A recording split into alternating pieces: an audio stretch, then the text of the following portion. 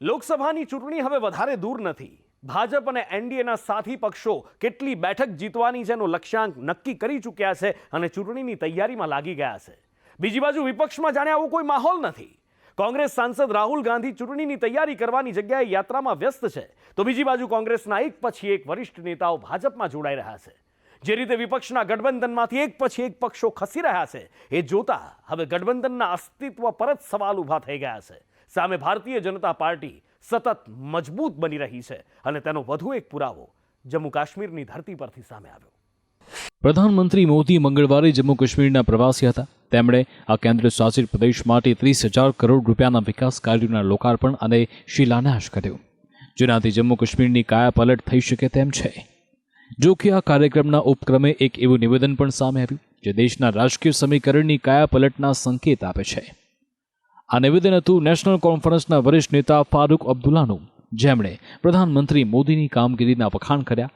જમ્મુ કાશ્મીર માટે કેન્દ્ર સરકારે રેલવે સહિતની જે યોજના શરૂ કરી છે તેમને फारूक अब्दुल्ला प्रदेश માટે જરૂરી ગણાવી. अब रेल जो है हमें कनेक्ट करेगी और जिसकी हमें बहुत ज़रूरत थी.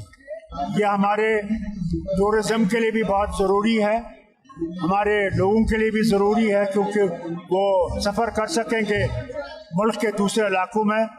हमारा जो माल है वो जा सकता है, वहाँ से आ सकता है.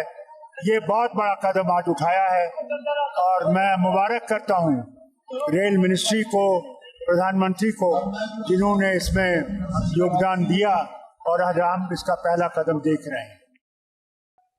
ફારૂક અબ્દુલ્લાના આ શબ્દો સામાન્ય નથી, કેમ કે આ પહેલા તેઓ હંમેશા મોદી સરકારના ટીકાકાર રહ્યા છે.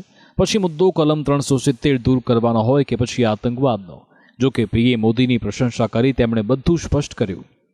આટલું જ નહીં, કોંગ્રેસને અલવિદા કહી પોતાને અલગ પક્ષ બનાવનાર ગુલામ નબી આઝાદ પણ અગાઉ જાહેરમાં પીએમની પ્રશંસા કરી ચૂક્યા છે. એટલે કે હવે ભારતના ઉત્તર છેડાથી લઈ રાજકારણનો પવન બદલાઈ રહ્યો છે. હવે ફારૂક અબ્દુલ્લા પર પરત આવ્યું તો તેમના નિવેદનને વિપક્ષના ઇન્ડી ગઠબંધનમાં પડેલી ફૂટ સાથે પણ સાંકળવું જરૂરી છે, કેમ કે ફારૂક અબ્દુલ્લાએ થોડા સમય પહેલા જ આ ગઠબંધન સાથે છેડો ફાડી નાખ્યો છે. મહેબૂબા મુફ્તીએ તેમના પક્ષ પીડીપીને પણ ગઠબંધનથી દૂર કર્યો છે. કોંગ્રેસ સહિતના 27 વિપક્ષી દળોએ હોંશે ડિસેમ્બરમાં ગઠબંધન બનાવ્યું હતું, જેને પછીથી ઇન્ડી એલાયન્સ નામ અપાયું. શરૂઆતમાં તો ગઠબંધનની બેઠક યોજાતી રહી, પણ પછીથી ગઠબંધનના સંયોજક પદ અને બેઠકોની વહેંચણી મુદ્દે ટકરાવ શરૂ થયો. આ ટકરાવ ધીમે ધીમે વધતો ગયો અને 2024ની શરૂઆતથી જ વિપક્ષના ગઠબંધનની માળામાંથી એક બાદ એક પક્ષ છૂટા પડવા લાગ્યા.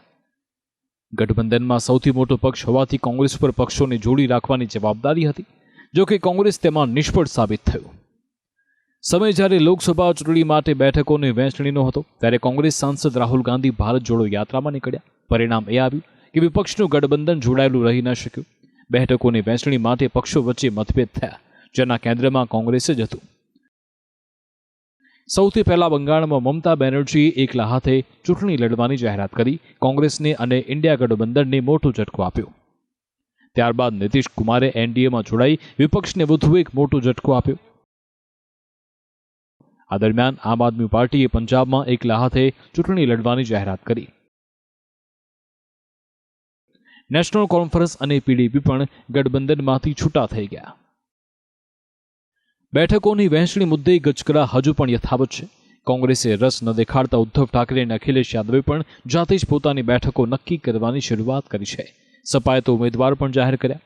વર્તમાન સ્થિતિને જોતા બંને પક્ષો પણ કોંગ્રેસને ઝટકો આપે તો નવાય નહીં. હવે સવાલ ઊભો થાય કે આખરે વિપક્ષનો આત્મવિશ્વાસ કેમ ડગમગાઈ ગયો છે? તો તેનો સૌથી મોટો જવાબ છે પ્રધાનમંત્રી નરેન્દ્ર મોદી, જે એનડીએનું સૌથી મોટું સબળ પાસું છે. વિપક્ષો હજુ તો બેઠકોની વહેંચણી સુધી નથી આવ્યા, ત્યાં ભાજપે ચૂંટણી પ્રચારની રણનીતિ પણ ઘડી છે. પ્રધાનમંત્રીએ ભાજપ માટે 370 અને એનડીએ માટે 400 બેઠકોનો લક્ષ્યાંક નિર્ધારિત કર્યો છે. अब की बार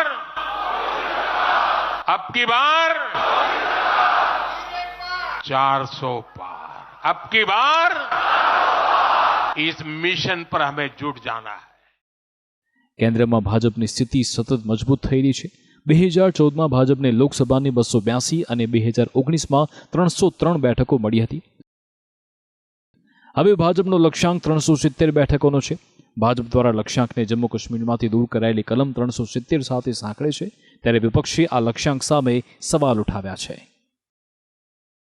प्रधानमंत्री जी ने जो कहा है कि 370 तो हम खुद जीतेंगे और अपने सहयोगी के साथ 400 के पार जाएंगे, इसमें एकदम तय हो गया है, दिशा बन गई है. पूरे दुनिया से अभी से निमंत्रण आ रहा है उनको. पूरे दुनिया को भी यकीन है कि आएंगे तो मोदी ही और फिर से सरकार बनाएंगे. आज जितने कॉन्फिडेंस के साथ ये कह रहे हैं 370 सीट आएंगी, 370 सीट आएंगी, एक तरह से देश के लोगों को चैलेंज कर रहे हैं ये लोग कि तुम्हारे वोट की जरूरत नहीं है हम लोगों को, हमारी तो आ रही है 370 सीट. तुम्हारे वोट की जरूरत नहीं है हम लोगों को, हमारी तो आ रही है 370 सीट. अगर उन्हें इतना कॉन्फिडेंस है 370 सीट का, कहां से आ रहा है ये कॉन्फिडेंस? कुछ तो गड़बड़ कर रखी है इन्होंने.